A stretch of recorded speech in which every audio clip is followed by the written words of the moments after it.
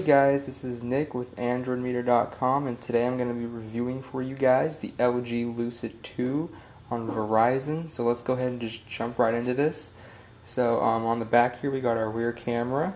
That is going to be a 5 megapixel camera. Then we got our flash right here. We've got LG's logo and 4G LTE. This is a LTE capable device, which is very nice. I don't know if you guys can see it on the camera here, but this device has a very nice texture on the back to it. Makes it feel good in the hand and helps you reassure you that you're not going to drop this thing. It helps with that. You've got your volume rocker right here. You've got your power button. You've got a nice little, it's not really metal, it's plasticky feeling silver right here, but it looks pretty good. Up here we've got a 3.5 millimeter headphone jack. I don't know if you guys can see that. And you've got your USB charging port right there. And then we're going to jump to the front here. You've got LG's logo yet again, and then you've got Verizon's logo, and then you've got your front-facing camera right there. That's going to be a 1.3 megapixel camera, guys. I'm going to go ahead and power this on real quick, and here it is. And you've got your 4 touch buttons right down there. Let's go ahead and open this up. What we're going to do is a little specs run down here for you guys. It's got a 2,460 milliamp hour battery. It is removable. It's got a 1.2 gigahertz Snapdragon dual-core processor with 1 gigabyte of RAM. We've got a 4.3-inch display. This display is QHD. It's 540 by 960 pixels. And yeah, that's pretty much the specs rundown of this guy. I can't really think of anything else to throw in there. This is a lower-end device. You know, for what I'd recommend it for is someone getting their first smartphone or their first Android phone. But for a low-end device, it's very fast and snappy, surprisingly. I mean, I'm used to having a high-end phone all the time, but I mean, I'd have to say that I could honestly use this phone and feel great about using it. I'd feel good about pulling this phone out of my pocket. I used it for a little over a week, guys, in my daily life, and it did everything that my high-end smartphone can do, almost just as fast, if not as fast. I have no problem with this phone at all. So I'm going to go ahead and show you a little bit about this phone. This is LG's weather app that they have included stock on all their phones, preloaded. Go ahead and open that up for you. Looks nice.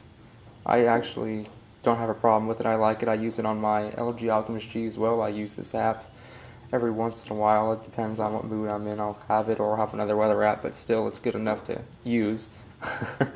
So don't know if you guys can see that. It's pretty bright there, but that's the app right there. Show the 4-day forecast. Let's go ahead and jump out of that, just showing you guys that. Let's go look at the messaging app. This is LG's messaging app. If you want to type a message to someone, just going to hit the plus, who you want to send it to. And LG, I am going to have to say I'm not a fan of LG's keyboard, speaking of that. It's okay. You can type quick on it. I don't know what it is. I don't know if the keys are too close to each other or what it is. I'm just not a fan of it. It doesn't correct my mistakes easy enough, and I'm not a person who makes a lot of mistakes, but still, I mean, the average person using this is going to have a problem with it, in my opinion. It's not as good as something like SwiftKey or even the stock Android keyboard. I'd say is a lot better, significantly better than that LG's keyboard, but they're on their way. LG's moving up, and I'm interested to see where they're going to go, especially with their keyboard, because companies like Samsung have their keyboard, and they're just getting better and better. So is the Android keyboard, but none of them are up to SwiftKey's par yet. So, anywho, I digress with that. Let's go ahead and look at the notification pane here. And up here, LG has all other devices. I really like is their little quick settings up here. And you can edit them with that little button right here, and you can choose what you want to do, where you want them. You can go to more, and you can add more quick settings if you wanted to, which is really cool. Also, something that LG does, which I've never actually used unless I was just playing around with it. I've never used it in my daily life, like actually had to use it. It's quick memo, and what that's going to do is take a screenshot pretty much of whatever screen you had on before you clicked on it, and lets you draw on it and make little notes or whatever you want to do like that, and then send it, share it easily right there at the share button, or you could save it to your photo gallery. And it's a nice feature, but at least me, I don't have a use for it. I don't see how a lot of people would have a use for it, unless you had a. I could see a feature like that being useful on a bigger phone like the Optimus G Pro, but on a small phone like this, I don't see a use for it. Let's go ahead and let me show you guys this real quick. Power that off, power that on. You got that little quick, I don't know what you call that. It lets you jump to apps quickly. I call lock screen shortcuts is what we're gonna call it. I think that's what it's called.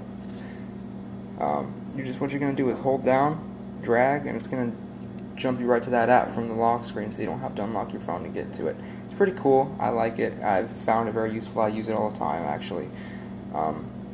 And of course, you've got loaded on this phone is Verizon's bloatware, which isn't a lot, honestly. There's not that much on here, but you know, it's there. Let's go ahead and jump into Chrome here and go to AndroidMeter.com, of course. I'm going to go ahead and let that load up. And then what we're going to do is show you the pinch to zoom here on this device, guys. So let's go ahead and show you that. It's very quick, actually. Look at that.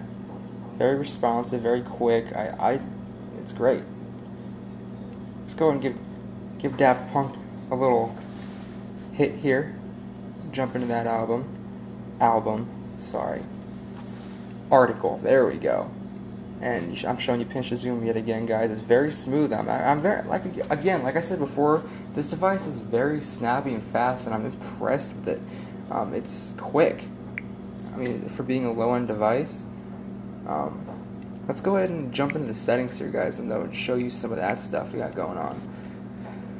What do I want to show you guys here? You've got, let's go to home screen real quick, and let's show you the theme. You could change your theme, which is really cool. Like right now it's on Optimus, which is the default theme. Let's go ahead and jump to Adventure and see what, and hit apply right there, and I'll show you guys what that looks like.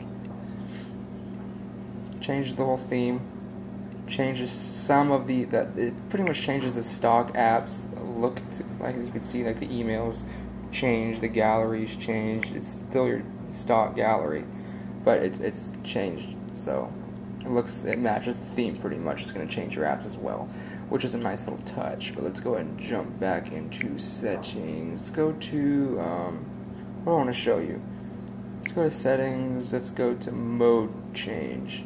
What that lets you do is switch to starter mode. Like I said, this phone's perfect for somebody getting their first smartphone. So what you can do is go ahead and jump over to starter, and that's going to make it a lot more simpler for you guys. Like if you want to buy this phone for a grandparent or your mom or dad and they don't know how to use a phone, you just put it into that mode and hand it to them then.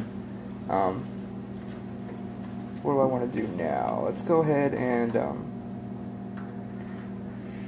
I don't know, guys. I mean, that's pretty much the phone. Again, I'm going to go ahead and give you guys an overall sum up of the phone. It's fast, it's smooth. I mean, like I said, I use high-end phones, and this one keeps up with them pretty damn good.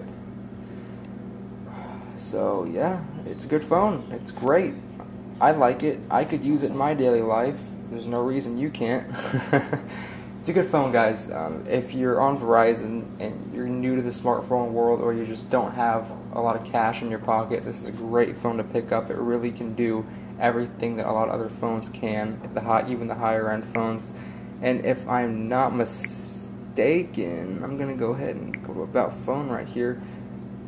Where is it at? Software information. Yeah, it is. This is running 4.1.2, guys. It's a much more recent version of Android, so you can do a lot. Which also means that you have Google now. Okay, Google Map. Yeah, so great phone, guys. Definitely look at it if you're on Verizon, don't have a lot of cash, new to the smartphone world. I'll see you guys next time. I'm Nick from AndroidMeter.com.